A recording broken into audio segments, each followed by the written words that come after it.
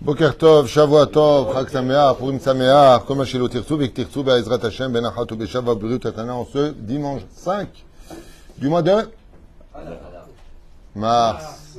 Et Yud Bet du mois de Adar. On dit en tunisien Adar Kefennesh. Qu'est-ce que ça veut dire ça, Adar Kefennesh? Pas correctement, Yatik Oujik.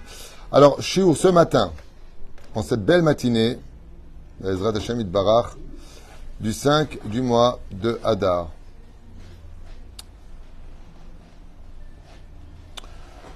Oh, shiur acheté par Coralie Bueno, Teboul, Shem Varechota Bechol Asher La, pour remercier Akadosh Baruch Hu que son fils a eu de bons résultats médicaux, ainsi que remercier le Rav Fitou et toute son équipe.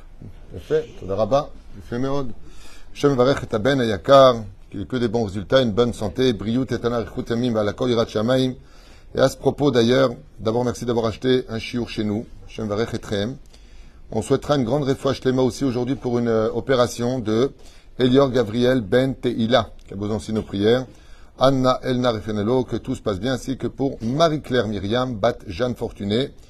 Réfoua shlema v'achlama me'era, Briout et Anarichut Yamim.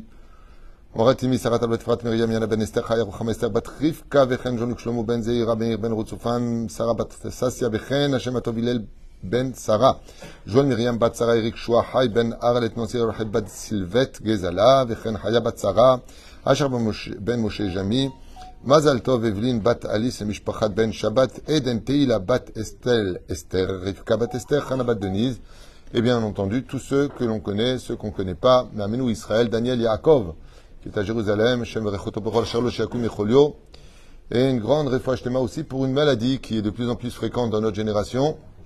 Non, je ne parle pas de ceux qui parlent tout le temps, je parle tout simplement des gens qui sont en dépression. Il y a beaucoup de gens qui sont en dépression, beaucoup de gens qui vont mal, beaucoup de problèmes de shlom bait, d'éducation, de problèmes de parnassa et autres. Chaque jour, il y a Gbeat Mazalam Kezorakia, ou l'élève Elfa Abdalim. On pensera aussi à, j'ai oublié le nom, mince. J'ai oublié son nom. Non, Michel. Lénou Nishmat, l'élève Elfa Abdalim, Gisèle, Mazal Batsipora, Rolontion, Ben Miriam, Mordechai, Gérard Yosef, Ben Israël, Zetoun, Eliane, Sassia Batchnena, Esther Bat Miriam, épouse Cohen, Salomon, Fred, Ben Fortuné, Patricia Ralet Bat, Zeira, Vechol, Mete Israël. Mishenichnas Adar, Marbim Besimcha. Le problème, c'est que, comme vous pouvez le constater, viens ici, Tzadik, parce que j'ai mal au cou. J'ai mis l'oreiller du mauvais côté, et là, je suis un peu comme le cerveau dans le film, comme ça. Tu te rappelles? Il n'y a que les vieux qui peuvent comprendre ce genre d'humour. Hein, Bernard? Oui. Bientôt la canne. À 120 ans. À 120 ans. Allez, voilà. Bernard est bien cas. Rabbi Asher, t'as l'air? T'as l'air? Monsieur Tov Atzadik. Takshivu Tov, Mishinichnas Adam, Rabim Besimcha, Chaot Rabbi, on dit en tunisien. En général, c'est souvent au mois de Hadar que les nouvelles les plus difficiles arrivent à nos oreilles. Très souvent, tout le monde a eu preuve, encore hier soir, une jeune fille de 14 ans a tenté à sa vie en prenant des cachets. 2 personnes qui sont en face de moi ici ont eu leur mariage qui s'est annulé juste pendant le mois de Hadar. Le mec il est content, il se marie, il monte sur la potence, la roupa et on lui annonce que le mariage est fini. Et après ça, on lui dit ouais, allez, vas-y, sois heureux. C'est vachement agréable d'être heureux, c'est vachement agréable d'être sa mère quand on nous donne l'opportunité de l'être. Ce qui fait que Mishinichnas Adar Marbim Besimcha, Doresh Iyun, ça demande des explications. Comment est-ce qu'on peut multiplier la joie alors qu'il y a tellement de gens qui vont mal autour de nous? Au point où une famille de Natania et d'Ashdod m'appelle pour me dire comment on fait quand on peut même pas donner Zecher la Mahatzit Shekel, alors que le minimum qu'on pourrait donner c'est même Chetzi Shekel si on n'a pas du tout les moyens, en disant symboliquement Zecher la Mahatzit Shekel. Donc la personne t'appelle en disant quelle est la halakha que tu ne peux pas, même pas donner une agora, Mawadin. Et toi tu lui dis ouais vas-y sois heureuse. C'est dur quand tu fais tes courses et que tu regardes le prix des yaourts pour tes enfants. C'est dur quand tu n'as pas payé ton loyer et que tu reçois une lettre d'avocat te demandant de sortir de l'appartement. C'est très difficile quand on t'apprend que tu as la maladie ou que ton procès tu l'as perdu. Alors on a envie de dire Mishinichnas Adar Marbim Besimcha. Rabbeinu Nachman, toujours aussi clair comme un éclair, vient nous donner une explication très succincte et symbolique. Il te dit la mitzvah d'être heureux, doit durer toute l'année. Ça veut dire quoi? Comme c'est marqué dans Maseret Ta'anit de Kaf Aleph à Moud Aleph, la Moud Bet, Kaf Bet jusqu'à Kaf He, il y a plein d'histoires là-bas, sur la dimension de Gamzol et Tova. Ça veut dire que, de toute façon, quand tu as une épreuve qui vient à ta porte, le banquier te dit, je te ferme ton compte, ou une mauvaise nouvelle autre, eh bien, tu fasses la tronche ou tu sois souriant, ça ne change pas le problème. Donc, garde au moins le sourire, tu n'auras pas tout perdu. Mais pour ça, il faut avoir beaucoup d'émouna. Et cette épreuve-là, cette situation, est exigée toute l'année. C'est une mitzvah d'être sameach, tamid. Mitzvah gedola liot besimcha, tamid. Tamid, t'habites c'est quand? Toute l'année. Sauf lequel mois? Sauf quel mois? Le mois de Av, non, aucun mois de l'année. Aucun mois de l'année, on peut être autre chose qu'heureux. Le mois de Av, même ma'atim besimcha, on diminue. Ça veut dire quoi, on diminue la joie? Ça veut dire que même au mois de Av, on doit être heureux. Pourquoi on doit être heureux? Comment on peut être heureux au mois de Av où le Beth Amikdash a été détruit? Et sachez une chose, tant qu'il n'y aura pas de Beth Amikdash, il n'y aura pas de shalom dans le monde. C'est un klal. Dieu n'a pas de maison, tu n'auras pas de sérénité chez toi. N'insiste pas. Ça veut dire que nous sommes dépendants de ça. Alors en quoi on peut être heureux dans une telle nouvelle? Hatchouva, et on parle de Rabbeinu, Tzadik. Hein?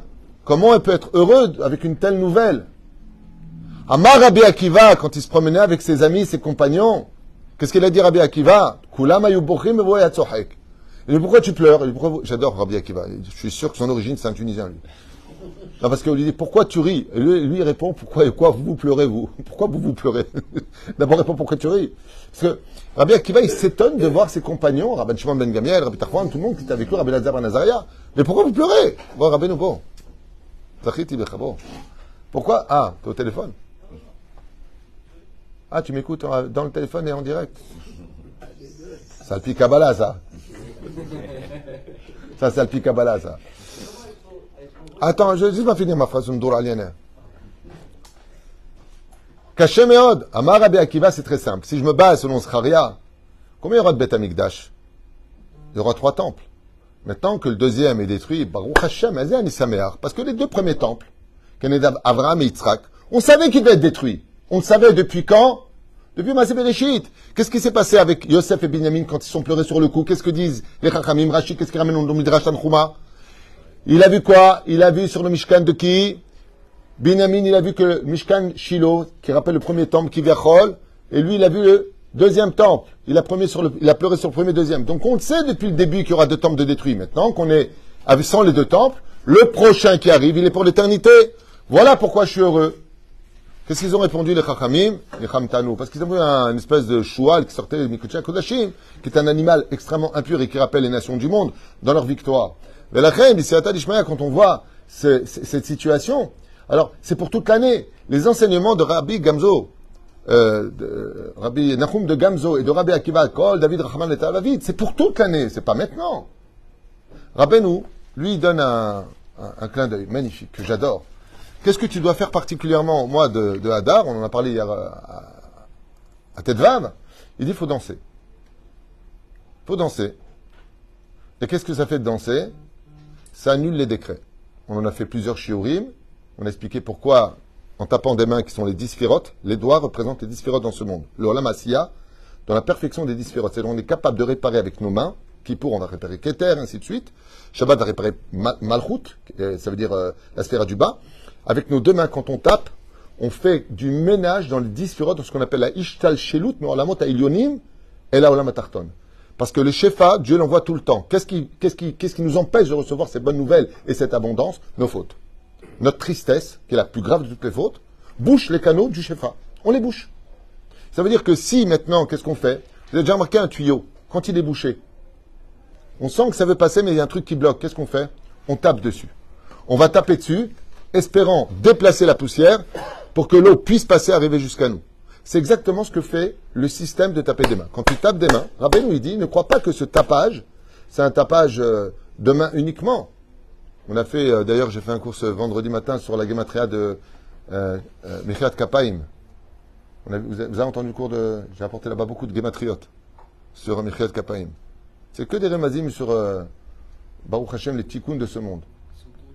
Hein? Sur YouTube, sur Facebook, sur Falabou, Akol. Je fais beaucoup de gématriotes avec ça.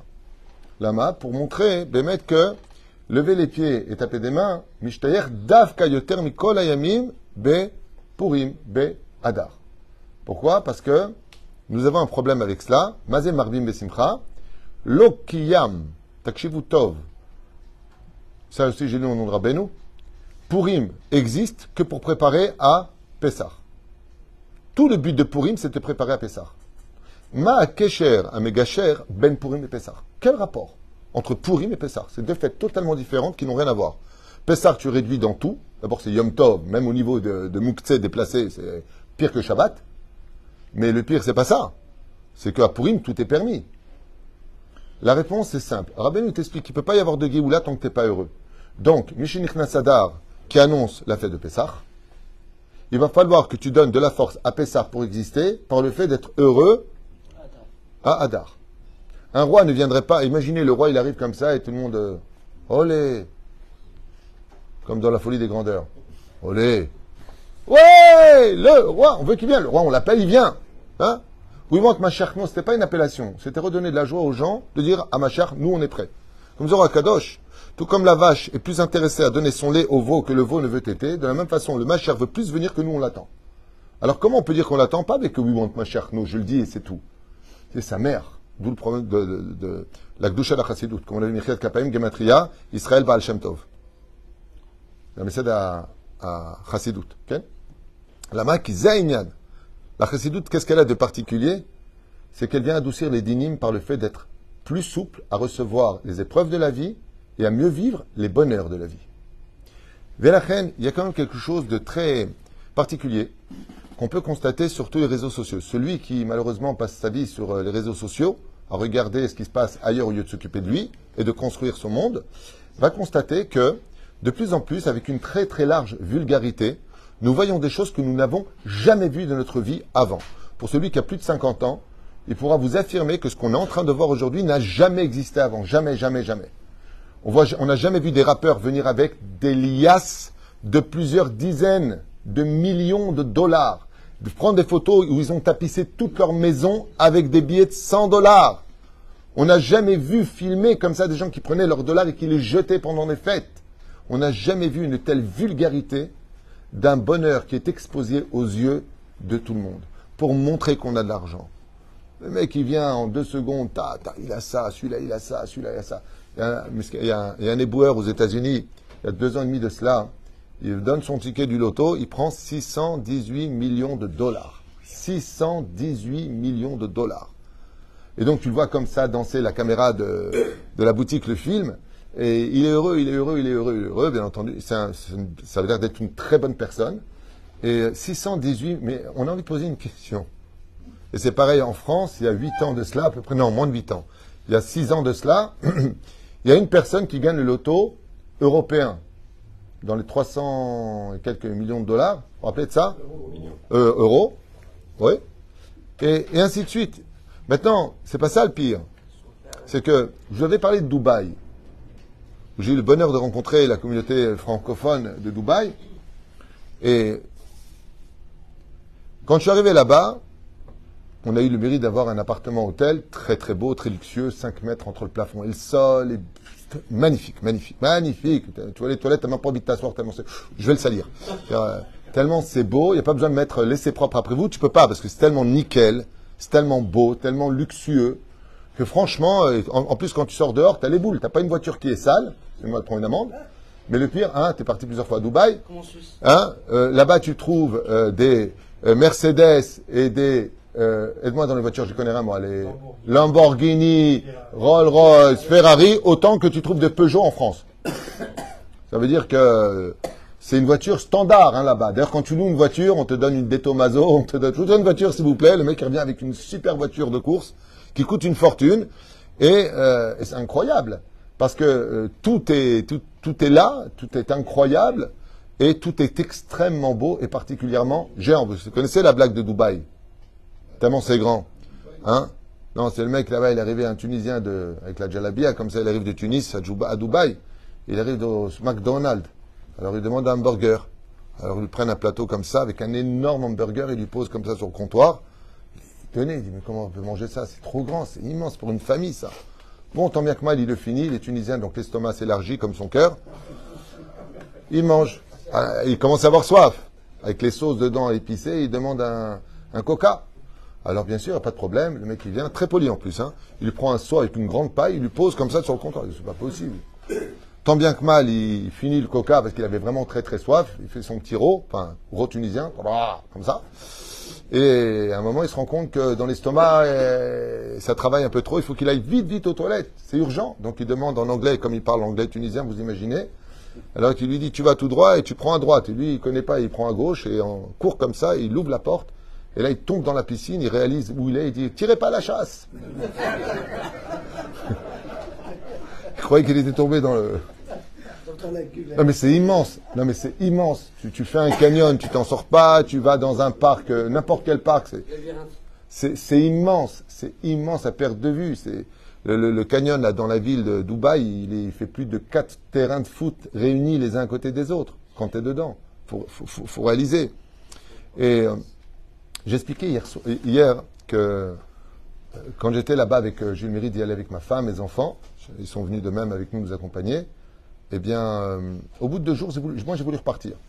Donc on avait une vue magnifique sur Dubaï avec la grande tour là-bas, le Burj Khalifa là. Pour te suicider, tu peux pas te rater de la hauteur. Hein. Là, par contre, même si tu dis je regrette sur la route, tu peux pas. C'est-à-dire que tu arrives en bas, tu finis en crève quoi. Il y a 900 et quelques mètres. Ouais. Et non mais ah oui, là-bas tu as le temps 2 fois d'ouvrir un parachute. Il faut 400 mètres pour ouvrir un parachute. Et mais c'est vraiment très beau. Et je me suis posé la question, Bémet, quand tu vois toutes ces personnes qui vendent des millions de disques, quand tu vois toutes ces personnes qui font tellement d'argent, malgré le fait qu'il y a beaucoup de pauvres à côté, quand tu vois cette richesse que l'on te montre, parce qu'on ne te montre jamais réellement les mauvais côtés de ce qui se passe dans les réseaux sociaux, on va te montrer des filles, en général, elles sont toujours choisies sur le tas. Je veux dire, il y a toujours une espèce de sélection qui est faite, ce qui fait que celui qui est dans les réseaux sociaux, il regarde sa femme, après il a plus l'appétit, quoi. Parce que on montre que les films, c'est que des belles femmes, tout est maquillé, tout est refait. Les hommes, tout est trafiqué, ils mettent des filtres et des filtres et des filtres. Mais malgré tout, ça joue. Et tu as envie de te dire, Bémet, est-ce que Dieu, il est avec nous ou il est avec eux? Zot Hachéla Agdola.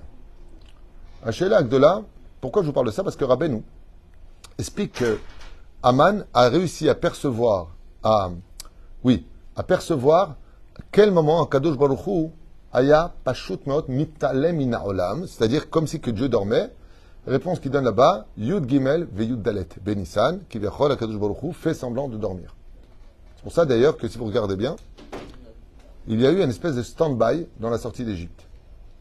Il a fallu d'un coup vite sortir. L'une des raisons pour lesquelles Pharaon lui-même poursuit les enfants d'Israël, c'est qu'il est persuadé que Kadosh Baruch Hu il est dans un stand-by. Alors hier soir, à Tedvav, on a expliqué ça parce que dans le cycle des Mazalot, il y a un moment où ce qu'on appelle Astarat Panim. Même si on n'a pas fauté, il y a ce qu'on appelle un moment où Kadosh Baruch Hu, Kivyachol, pendant un moment, peut être caché. Comme on l'a vu avec Bilam dans la Gemara, qui connaissait Da'at Elyon, qui connaissait le moment où Dieu se mettait en colère. Il était assis sur le trône de la colère, qui dure une fraction de seconde. Et là-bas, tu dis le mot kalam, simplement maudit, et tout simplement, tu peux détruire un peuple avec ça. Donc il y a des moments à Kadosh Baruch Hu, on peut être dans une mauvaise période. D'où le fait de ne pas s'inquiéter. Vous allez voir dans vos vies, de façon générale, il y a des moments où tout va bien, et d'un coup, sans aucune raison, tac, tout s'arrête. On ne sait pas ce qu'on a fait. On ne sait pas d'où ça vient.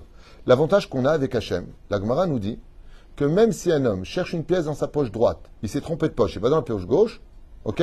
Donc il a fait un effort. Il fait une capara d'une chose. C'est-à-dire que même si, des fois, le cycle le mazal, pour nous, il s'arrête, d'un coup, il n'y a plus de commande, d'un coup, tout s'arrête, on ne sait pas ce qui se passe. Ne t'inquiète pas. C'est pour cette phrase-là que la phrase a été dite dans la Torah pour toutes les générations. Matitzak elai, daber el ben Israël ve'Isaou. Il y a des moments, même la prière, elle ne va pas donner de résultat. C'est pas le moment de prier. Alors qu'est-ce que je fais? Tais-toi et avance. C'est un moment où le cycle se ferme. Il y a un moment où le cycle s'ouvre. Je vous montrerai dans les écrits de Rabbeinu ce qui marque, c'est extraordinaire. Il dit que Aman s'était spécialisé dans les contes divins. Et qu'il a persuadé à Achashverosh de s'en prendre au peuple d'Israël parce que pendant cette période-là, Dieu dormait. C'est pour ça qu'on va lire là-bas que le roi n'a pas trouvé le sommeil. Nadedash Shenat Amelech. Mizamelech. Akadosh Baruch Hu. Lo yanu velo ishan. Il y a un secret qu'il ne connaissait pas. Ni il ne somnole, ni il ne dort, ni le Yanoum, ni il ne somnole, ni il dort, le Créateur. Donc, qu'est-ce qui s'est passé en l'honneur du peuple d'Israël? Pour Purim, un des plus grands miracles, c'est que Dieu a renoncé à fermer le cycle qui correspond à un système de Mazalot depuis la création du monde, dans lequel il fait Astarat Panim. Ce qui fait que dans la vie, des fois, on a l'impression qu'on se sent seul, on crie vers Hachem, Hachem, Poter et Tzadecha, aide-moi, sauve-moi. Seulement, dans le cycle des Mazalot, c'est pas le moment. Je vous ai raconté l'histoire avec Maran Rav Shach, Zecher Tzadik Kadosh Ivracha. Une fois, il arrive pour faire une choupa. Le khatan, il prend la bague. Il vient pour la mettre à sa kala. Ouais. Vous savez ce que c'est? Il y a deux façons de donner le doigt pour le khatan. La kala, quand elle fait comme ça, avec le doigt comme ça veut dire que je t'ai choisi toi. Quand elle lui fait comme ça, elle peut le faire. Ça veut dire Rod Balek. Fais attention. Il y a deux façons de faire. Ça, c'est attention. Ça, c'est je t'ai choisi. Bekitsur Velaïnian, le khatan, il vient pour mettre la bague au doigt de la femme. Et bizarrement, au lieu de lui mettre au doigt, il touche l'ongle, ce qui fait que la bague tombe de ses mains, elle tombe par terre. La kala, elle regarde son fiancé. Le fiancé est très mal et dit mince. Bon, ça arrive. Il reprend la bague. Et cette fois, il fait tellement attention de la presser que la bague glisse de ses doigts et elle retombe par terre. Là, par contre, c'est les parents qui regardent le Rav Shach. Peut-être que c'est un signe du ciel. Le Rav Shach, non, c'est pas ni un signe, ni un canard. Il prend la bague la troisième fois. Et à ce moment-là, la kala a tellement peur que ça tombe qu'elle avance son doigt vers le khatan. Le khatan avance la bague et ils ne se correspondent pas au niveau des doigts et de la bague. Et la bague retombe des doigts pour la troisième fois du khatan. 3 fois, c'est une hazaka. Le khatan, il regarde Rav Shach, il a les yeux qui commencent à se mouiller de larmes. Et style, Dieu veut pas que je me marie avec elle. Rav Shach, il lui dit, ramasse la bague. Et maintenant, mets-lui au doigt. J'essaye. Désespérément, j'essaye. Une vraie histoire. Hein. Il n'a pas dit ça. Il s'est tué, il était très mal. Il prend la bague et il lui dit est-ce que je répète la phrase? Il dit répète la phrase. Il lui met la bague, elle lève à 30 cm pour faire le kinyan de cette bague. Et le Rav Shach répond au micro Mekoudeshet, Mekoudeshet. Ou au micro ou seul, je ne me rappelle plus, peu importe. À la fin de la choupa, ils sont venus voir le Rav Shach. Ils lui ont posé la question c'était quoi ça? Pourquoi? Il a répondu quelque chose de très beau. Il a dit, sachez une chose. Dans ce monde, tout appartient à un cycle d'heures précises. Quand tu as pris la bague et que tu as été là, la première fois que tu as voulu lui mettre, c'était pas encore le moment de faire les deux âmes dans le ciel. La deuxième fois, c'est toujours pas le moment. À la 4e fois, c'est pas la 4e ou 5e fois qu'elle fait les choses. C'est tout simplement qu'au moment où tu as réussi à lui mettre la bague, c'est que dans le monde d'en haut, ta neshama et sa neshama, à ce moment précis, devaient être unis, pas avant. C'est pour ça que kol hakaval et tova. Une fois, le mariage, il tarde. Il y en a marre, où est-ce qu'il est khatan, une fois, je me rappelle, je suis parti faire une choupa, c'était à Césarée, ils ont perdu la belle-mère. Le khatan était très content. Ils ont perdu la mère de la kala, on ne sait pas où elle était, elle s'est trompée de route. Hein? Bah oui, il dit, Aaron, je donnerai pas ton nom. Et la reine, ouais, c'est ton beau-frère Val. Et donc, Zéinian, que toute chose est pour un temps et chaque temps est pour une chose. Regardez le judaïsme, il n'y a pas une fête qui se fait quand on le veut. Mais il y a un ouvre-boîte que nous amène un cadeau extraordinaire de l'étude de Rabbeinu. C'est pas exactement Rabbeinu qui l'écrit, c'est un de ses élèves dont le nom m'échappe au nom de son Rav, de Rabbi Nachman, qui dit il y a un ouvre-boîte qui ouvre toutes les serrures. C'est celui qui est sa mère. C'est-à-dire que même si Akadosh Baruch Hu il fait Astarat Panim, comment est-ce que tu peux réveiller Hachem? Je vous pose une question. Quelqu'un qui dort, qui n'arrive pas à se réveiller, avant qu'il ait le réveil, comment on faisait pour le réveiller? Oh! Oh! Oh! On tapait des mains. Rabbi Nachman, il dit, Zekol Haïnyan, quand tu as une épreuve qui vient et que tu as l'impression que Dieu t'a abandonné ou que c'est Astarat Panim, que c'est pas le moment, danse! Danse et tape des mains. Sois sa mère! Il dit pourquoi? Parce que tu vas réveiller cette porte à s'ouvrir alors qu'elle est encore fermée. On t'apprend une mauvaise nouvelle, danse. Qu'est-ce qui se passe?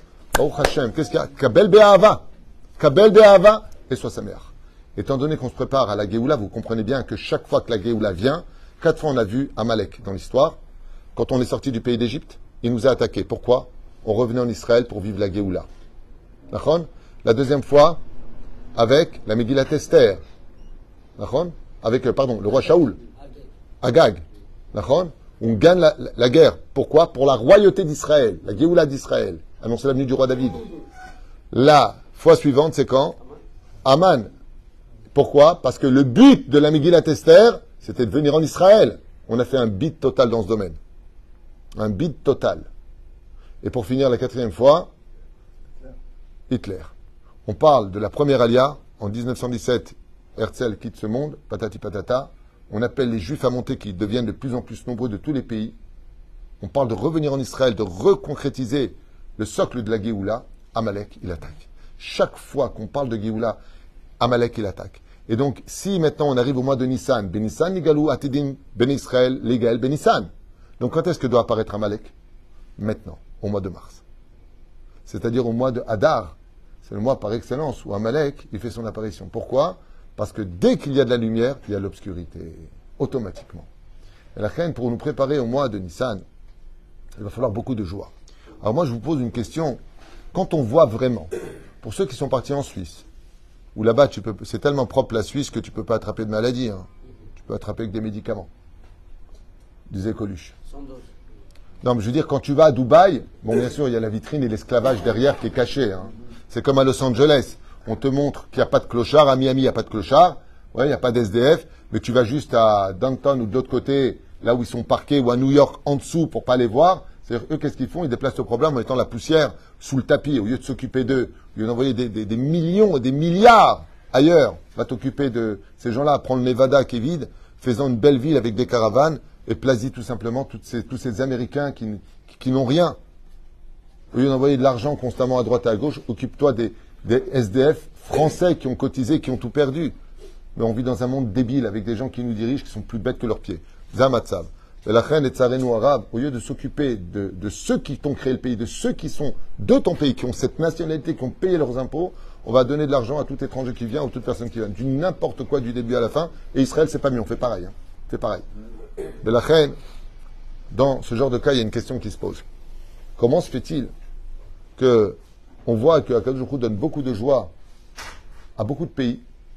J'ai vu une émission magnifique sur un pays de l'Est, je crois que c'est l'Irlande ou la Finlande, je sais pas quoi. Il n'y a pratiquement pas de chômage. La paye est très élevée, je crois que tu vas peut-être m'aider. Un pays de l'Est. Il n'y a pas de chômage? Ouais, il y a très peu de délinquance. Ils viennent tous. Norvège, c'est ça. C'est bon, c'est Norvège, il a dit. Tu veux un bonbon, quoi. Donne une sucette. Ouais. Ils sont même payés par l'État en permanence. Alors, il y a une question qui se pose. Ils refusent les émigrés, mais ils sont très bien payés. J'ai vu une émission sur ça qui m'a beaucoup. C'est une des jeunesses les plus heureuses du monde. C'est incroyable. Israël, c'est le 17e pays de la jeunesse la plus heureuse du monde. La France, je crois que c'est la 74, un truc comme ça. Non, c'est pas une blague, c'est ce que j'ai lu. Maintenant, est-ce que c'est vrai ou faux? Chacun écrit ce qu'il veut. Mais en tout cas, tu l'as lu aussi? Ah, ok. Comme quoi, j'ai pas de bêtises. Mais et je voudrais finir parce que les primes sont arrivées avec quelque chose de très important. Pour comprendre ça, j'avais dit à ma femme à Dubaï, après 2 jours, que je voulais rentrer. Enfin, moi, la vérité, de voir les grandes tours, les lumières, c'est propre, il y a de la richesse. Ma réponse est, je m'en fous complètement.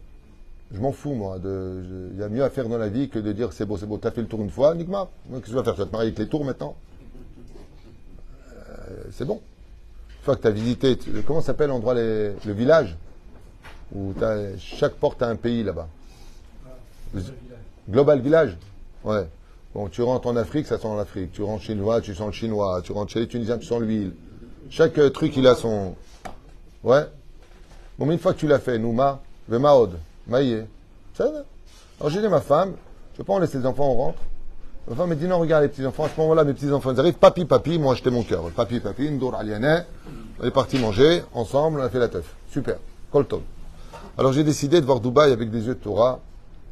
Et je me suis rappelé d'un très bel enseignement de Rabbi Akiva. Vous savez qu'à une époque en Israël, Tonius Rufus, gouverneur en chef de l'État d'Israël, à cette époque d'Israël, avait déclaré et décrété qu'il était strictement interdit d'étudier la Torah.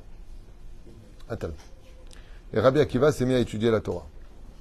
À ce moment-là, il y a un centurion qui vient, qui surgit du fond de la nuit, et qui trouve Rabbi Akiva avec sa djellabia déchirée, ses babouches esquintées, assis sur une espèce de paillasse, avec une petite bougie en train d'étudier la Torah.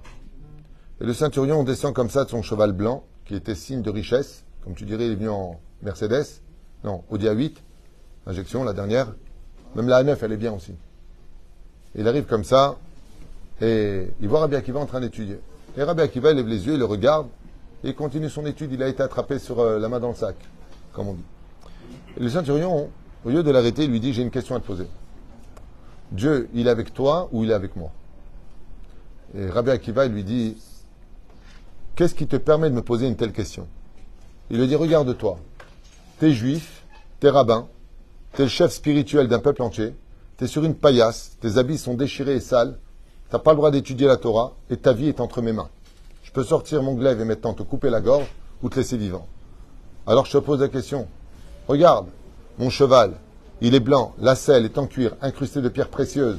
Regarde dans quel luxe je vis, et viens avec moi à Rome voir la villa que j'ai, combien de piscines s'engorgent l'une dans l'autre. Tandis que toi, tu n'as rien du tout, et que tu n'as même pas le droit d'étudier le courrier de ton Créateur. Alors Dieu, il est avec qui? Avec toi ou avec moi? Et Rabbi Akiva, il lui a dit, c'est parce que je te vois maintenant venir devant moi dans toute ta richesse que je sais que Dieu est vraiment avec moi. Alors il lui a dit, explique-moi. Il lui a dit, c'est très simple. C'est un rachat comme toi. Pour une seule bonne action que tu as fait dans ta vie, Dieu te donne tellement de salaire. Mais alors nous qui étudions la Torah et qui faisons sa volonté, combien Dieu va nous donner du salaire? Alors passe son chemin et laisse-moi étudier tranquille. Là, tu connais la suite de ce Midrash? Je ne sais pas pourquoi, ça fait 30 ans que j'ai lu, ça fait 30 ans que je cherche une réponse. Le centurion à qui a dit ça Rabbi Akiva, Allah Leitabed, il est parti se pendre après ça. La seule explication que j'ai eue, c'est que Ayotzimilalev Nichnas Lalev. Apparemment, Rabbi Akiva, Chadarlo Balev. C'était une évidence pour lui qu'il avait raison. Mais pourquoi il se suicide? En tout cas, dans l'histoire, à la fin, Tala et Tatsmo. Comme ça, c'est marqué. Pour enseigner qu'en fin de compte, la vie de l'homme, on ne prend rien avec nous. Mais ce qu'a dit Rabbi Akiva, c'est exactement l'enseignement que j'ai vu de toute cette richesse, de tous ces réseaux sociaux et de toute cette situation. On voit des gens qui font ni Torah ni mitzvot, mais qu'est-ce qu'ils vivent bien? Qu'est-ce qu'ils vivent bien? Et chacun se trompe, chacun fait ses ch'touillottes.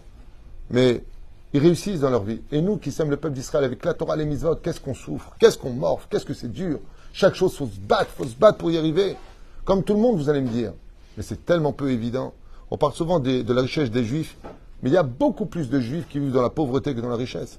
On a envie de dire, mais Dieu, il est avec ses rappeurs, avec ses acteurs, avec ses youtubeurs, je ne sais pas comment on appelle ça, peu importe, ou avec tellement de gens. Où est-ce qu'il est? Ça, on s'en fiche, c'est une image. Est-ce que Dieu... La réponse est simple.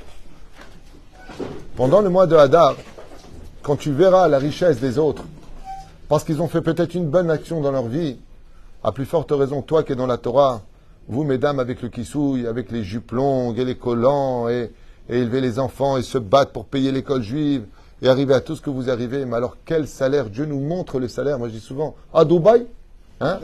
Si tu dis que Dubaï, tu veux y aller un jour, alors la seule raison pour laquelle tu veux aller, si ce n'est que pour faire une mitzvah, parce que sinon, on n'a pas le droit de sortir d'Israël, en tout cas pour ceux qui vivent ici, il faut automatiquement y aller pour une mitzvah. Et là-bas, il n'y a pas Marabou Ma'asecha Hashem, parce que ça ne vient pas de la nature. C'est tout Melachouti, c'est tout fait, Maseyede Adam. Eh bien, la chose à dire, c'est tout simplement, je suis venu voir le salaire que Dieu a donné à des gens qui ont certainement fait une bonne cause, comme accepter Israël, le traité du Shalom qu'on a fait, Magialem Sachar. Alors nous, Israël, qui sommes toujours à la poursuite du Shalom, et Baruch Hashem, de la Torah et des Mitzvot, Kal Vachomer, va voir l'échantillon avant de recevoir ton vrai salaire. Baruch Adonai, Olam Amen.